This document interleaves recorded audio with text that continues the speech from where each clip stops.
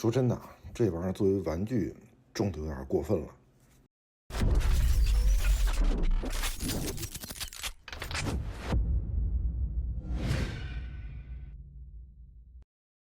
交时间之际，有网络同好，寂寞安生活。大家好，欢迎收看本期教小记。上一期刚完的第3天，我就收到了顺丰的通知，说有一个在途的快递。仔细看了一下运单详情，发现竟然是 CCS 的古铁发货了。我的预定信息不是说6月13日以后发货吗？怎么提前了这么多？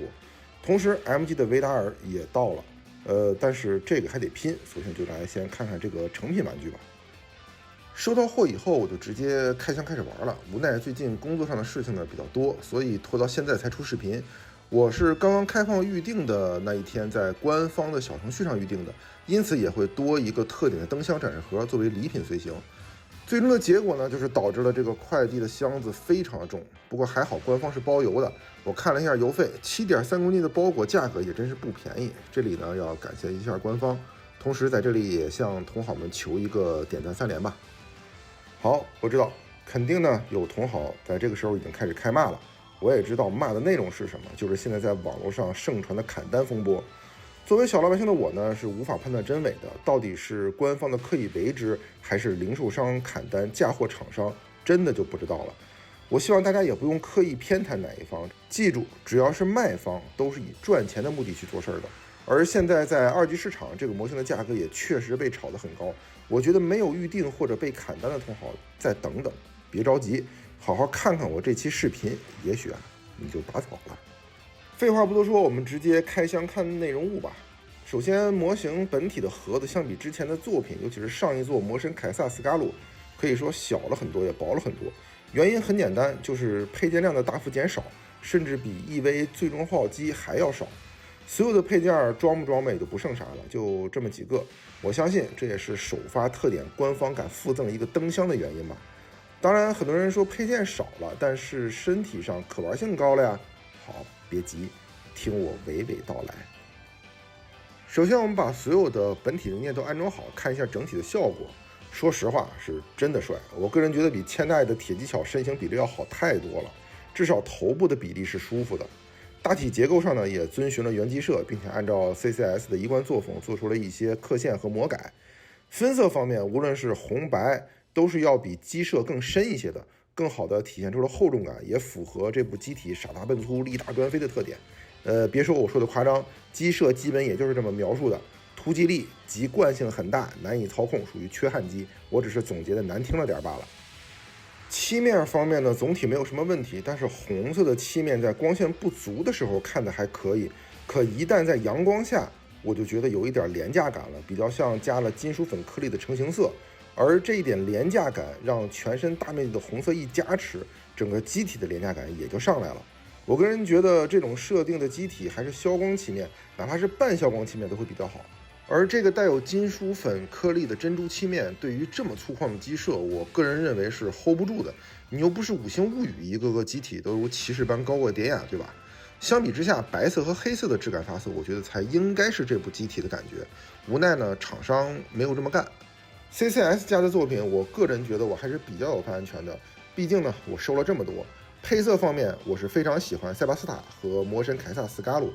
虽然之前也有作品采用了金属粉颗粒的漆面，但基本都是用在深色系机体的分色上，是比较有厚重感的。也就是说，设计师是有能力将配色做好看的，但不知道这一座为什么会选用这样的配色方案。而这部机体却是我除了塞巴斯塔和黑盖塔之外，我最期待的他们家的产品了。也就是说，我心中是有一些失望的。然后说说把玩体验，不废话，很不好。主要原因是因为太重了。首先，我买的是个玩具，即便是收藏级的，一般不会把玩的战狮玩具，是否也要考虑一下把玩档和 pose 档的感受？如果真的只是一个姿势，那去玩雕像不就行了？所以说，这次古铁的这个重量是完全没有办法把玩的。抛开我没有购入的冈巴斯塔，我手上所有的 CCS 家的作品最重的应该是魔神凯撒斯卡鲁。但它的重量应该是全装备搭载之后的重量，而古铁这是什么都没有搭载，仅仅是本体的重量就来到了4斤出头，单手托举一小会儿就会出现明显的手臂酸胀，这也是这一期同好们看到我基本没摆几个 pose 的原因。因为实在是太费劲了。甚至我觉得这一座已经违背了玩具本身的特性了。合金成品大家固然都喜欢，但是应该没有人会喜欢没事手里盘个铅球吧。所以说啊 ，CCS 还是要考虑一下之后作品的减肥计划了。好，终于聊到重点的可动了。这次呢，我简化一些流程，没办法，太沉了，很多地方要不是掰不动，要不就是重到把玩吃力。但要真的说可动设计 ，CCS 倒是从来没有让我失望过，这一座补铁也不例外。首先说说肩甲，肩甲这一块咱们先说说安装吧。安装方法呢是按压肩甲内侧的这个机构，可以使得内部的固定卡榫后移，然后连接肩甲固定桩以后松开回弹，内部的卡榫呢就会卡住沟槽，从而完成固定。可动的话，前部的方阵扫荡炮呢是可以通过外侧的这个按钮进行弹簧式开启的，而里边的指向性地雷仓也会随之弹出。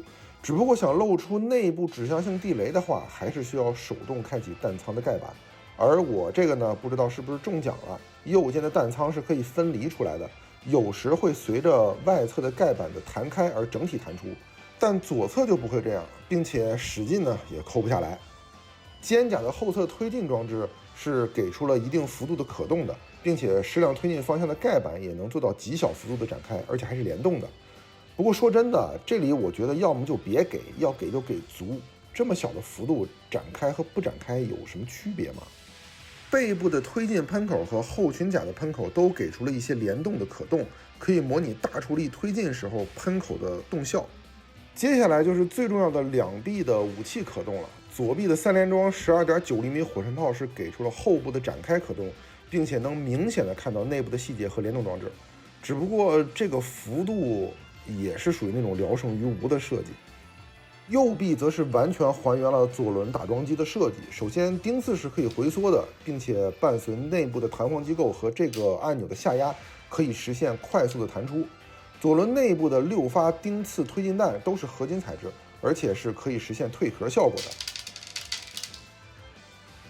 弹槽合上后，搬动后面的撞针就可以实现左轮弹槽的联动，而且手动转动弹槽的话，还会伴随清脆的咔嚓声，我非常解压。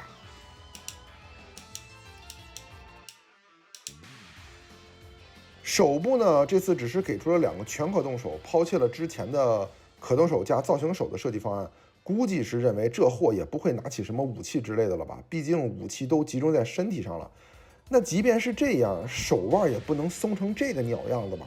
品控这一块这次是真的比较烂。最后就是小腿，膝盖部分的联动呢是没有的，但是小腿后部给了屈膝的让位设计，而且下部的装甲也有脚部的避让可动设计，并且会伴随这一块白色的外甲联动。小腿的外甲侧后方是给出了一个散热装置的开启，但是依然是可动幅度过小。